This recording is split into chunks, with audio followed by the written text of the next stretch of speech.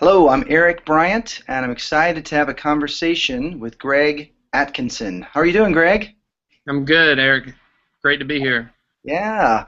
Well, it's been a while ago that we've met, and I've always enjoyed checking out your website and your books. Uh, Maybe for those that don't yet know you, tell us a little bit about what you do, whether it's secret shopper, writing, speaking. Maybe fill us in on some of what you do, Greg.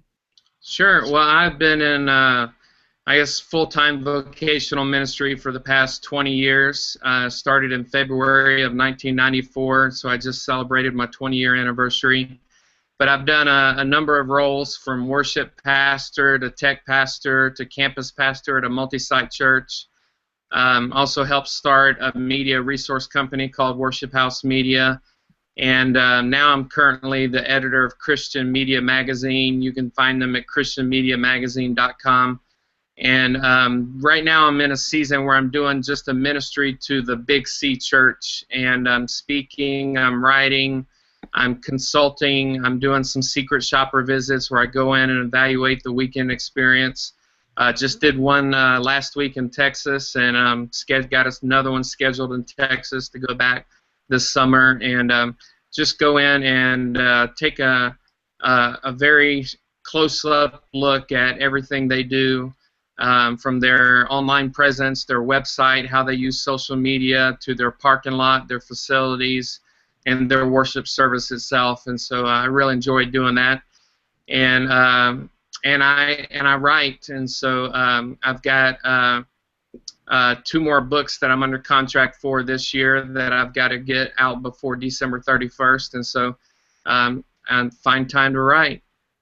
Excellent. Well, my brother was a secret shopper for Burger King, Yeah, which may be a little bit more delicious yeah. than what you do, although the challenge was he had to eat everything every time he'd go, or else they might figure out he's a secret shopper. I imagine it's and that's not a good thing when you have to go to two or three places for lunch.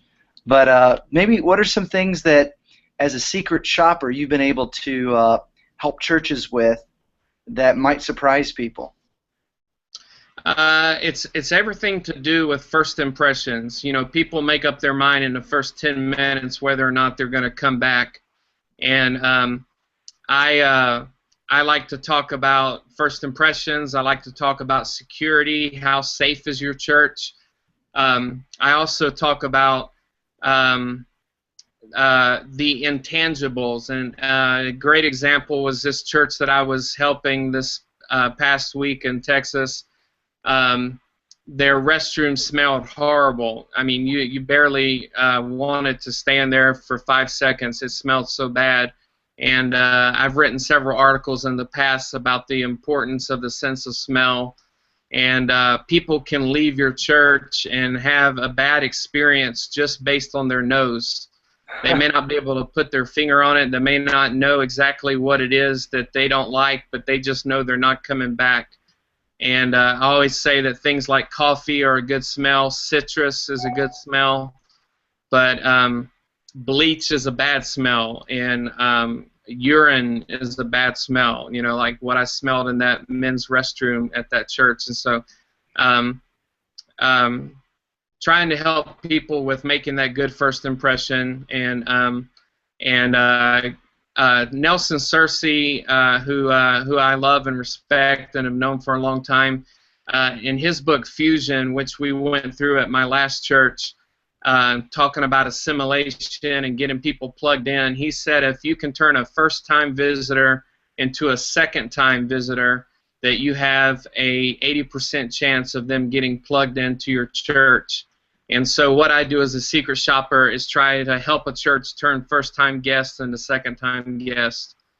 That's fantastic. Well, I put up on the screen here your website for those who want to follow you and what you write about, leadership, ministry, innovation, gregatkinson.com. I'd love to hear more about strange leadership.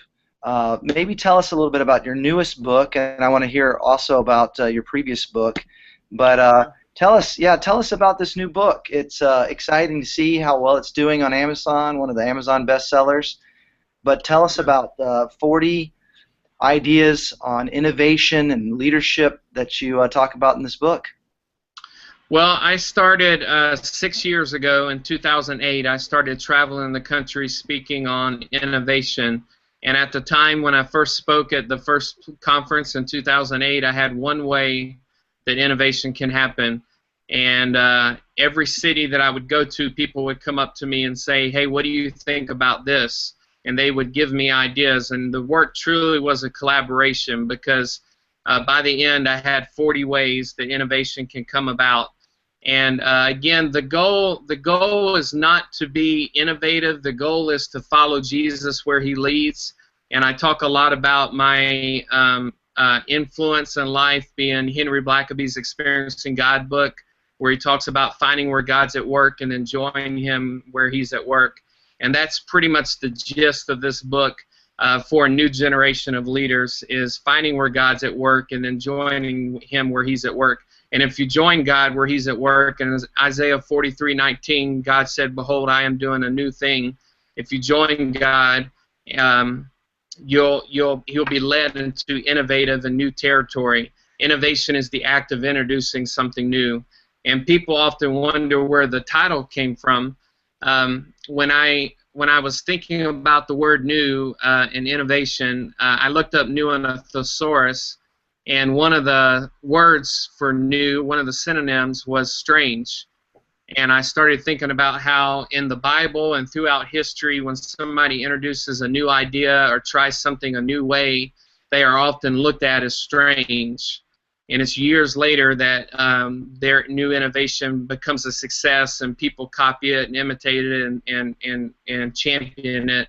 But in the early years, they are often seen as strange. A lot of inventors and pioneers, and so it came up with the title "Strange Leadership," and try and encourage people to be strange leaders and to embrace that innovative side, pioneering side, creativity, and follow God where he leads. That's fantastic. Well, I'll pop up on the screen a picture of the book, and people can look it up on Amazon. And I love what you're saying. I do think that sometimes the church has, maybe accidentally, inadvertently, kind of whatever helped me follow Jesus is what I want everyone else to have to experience. And our God is a creative God. He's doing a new thing in Isaiah, he tells us. And so this idea of just connecting to God's heart, knowing that the people all around us and culture is changing, this is an important topic, because I do think that the church needs to be on the cutting edge of what's impacting our cities, because our God is pursuing the city. Maybe in the middle of all this, and with all that you do, consulting, writing, secret shopping, what are some of the things that have helped people that have been resistant to innovation come around? Have you seen that happen? Yeah, I have a chapter in the book where I talk about, I list, and these are just the stories that I know. There are way more stories, but I list the stories of turnaround churches, dead and declining churches that I am aware of that have been turned around and that have seen growth and health and a vibrant life. And I just shared the stories that I had come across and that I was aware of. Tom Rainer writes on it far more extensively in his book Turnaround Churches. But I like to see churches that were dead and declining that have been turned around and breathing new life and kind of new life into those dry bones. And so, but you know, oftentimes when a church tries something different, something out of the box, something new, they are considered strange. You know, Eric, I actually mentioned your last church, Mosaic, in the book. When I came out and visited you guys and hung out with you, one of the things that I thought was interesting is you had a thing after the service called an after party, where you could meet the pastor, meet Erwin, or meet the campus pastor. And who knows, you know, I'm sure you guys probably took heat for a name like that from church people or other people that didn't understand what you were trying to accomplish. But I talked about, in the book, I talk about ways that, and this is something I talk with when I do a secret shopper, ways that people can get to meet the pastor. For some, it's a guest connections, a guest central. For some, it's a hospitality room, a VIP room. Some churches do. I mentioned that Mosaic had the after party, but there are a lot of times where a church will have a designated room or area set up where you can come and interact with the staff and with the pastor and meet them. And that's huge. That's huge. And one of the things I always look for when I do a secret shopper is the pastor accessible? Is he approachable? Is he around after the service, or does he disappear? This church that I secret shopped in Texas last week, I couldn't find the pastor after the service. He just vanished. He was just gone. And so that's one of the things that when I do their report that I'll talk to them about. But I'm always looking for, is the pastor approachable? Is he accessible? Is he around? Is he hugging people, praying with people, shaking hands? And having an after party or a VIP room or a guest central, something like that, is a great way to make those connections. Well, I love what you do, because I think so many times we try to complicate what we're all about, and really some of these ideas are very simple but easily overlooked and not necessarily easy to pull off. You know, obviously we don't have time to go through all 40. Give us maybe a couple other ideas of things that you think people might be surprised about in strange leadership. Well, you know, I was in Chicago this past week speaking at the Moody Bible Pastors Conference, and one of the things that I talked about, because this was my 8th time speaking at the Moody Pastors Conference, and I know that crowd very well, and a lot of these guys are at older, established, traditional churches, and they're extremely busy.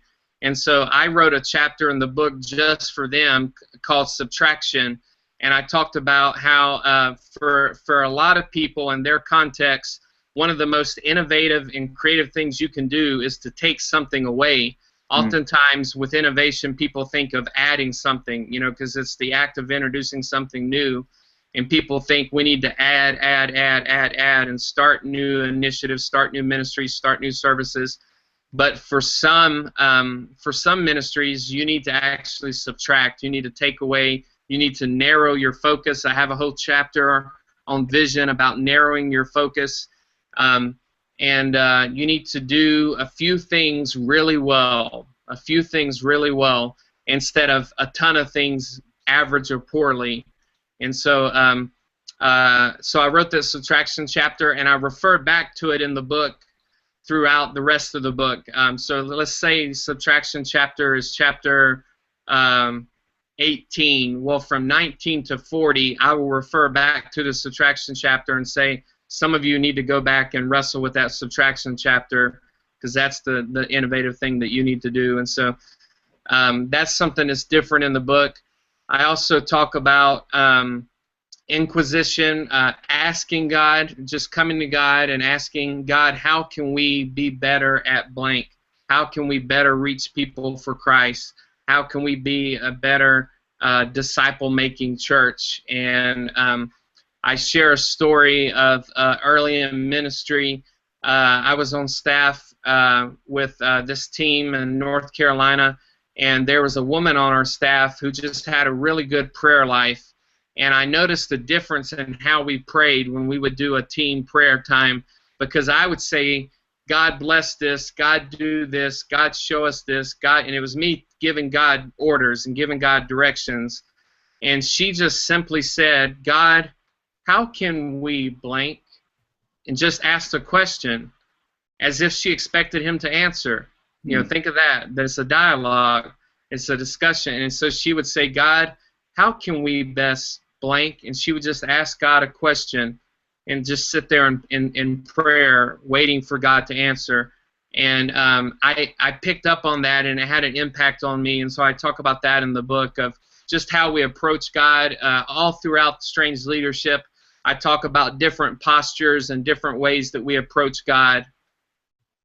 That's fantastic. Well, being at a church like Gateway here in Austin, which is a very post-Christian, anti-Christian town, being in Los Angeles at Mosaic, also very creative.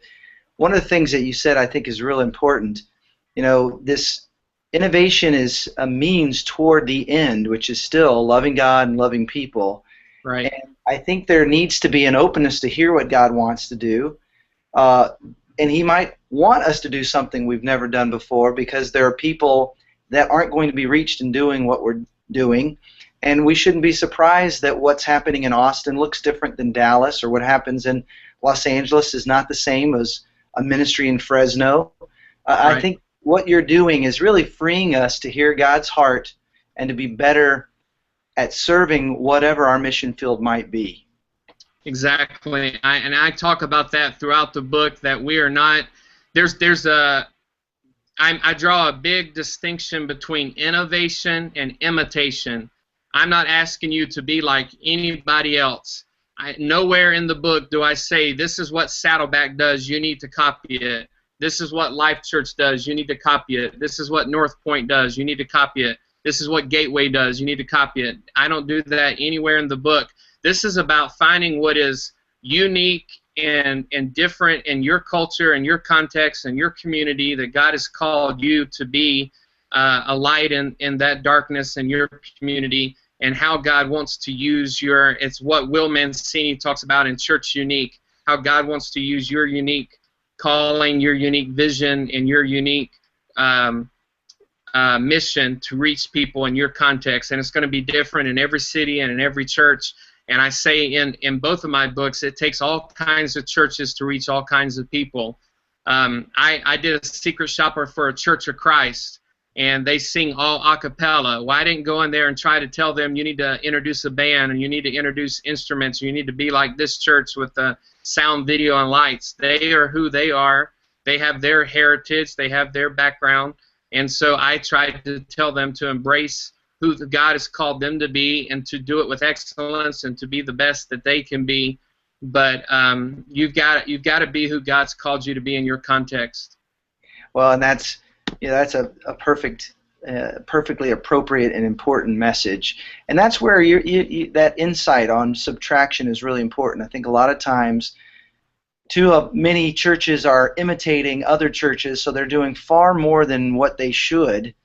And if God is calling us into this ministry, He's calling us into a way of doing the ministry that is life-giving, not burning us out.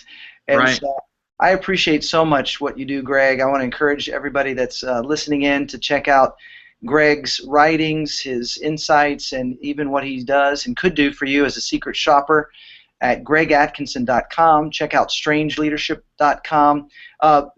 I imagine, Greg, other things that you've written in the past, other books. How can others find out more about what you've done before? Yeah, my first book was called Church Leadership Essentials: What Every Pastor Should Know and or needs to know, and it's just churchleadershipessentials.com. And if you go to gregatkinson.com and click on resources, you'll see both of my books listed: Church Leadership Essentials and Strange Leadership. But I just add a .com to the title, so I'm not very creative, but it's just churchleadershipessentials.com and strangeleadership.com are my two books that are out, and they're just resources for church leaders. Strange Leadership I wrote where it also applies to people in the nonprofit world, parachurch ministry, but the bullseye target would be church leaders and pastors, is who Strange Leadership was written for. Excellent. Well, thank you so very much, Greg. Really appreciate all you do, and thanks for spending some time with us. Yeah, thanks for having me. All right, take care. Bye-bye. Bye.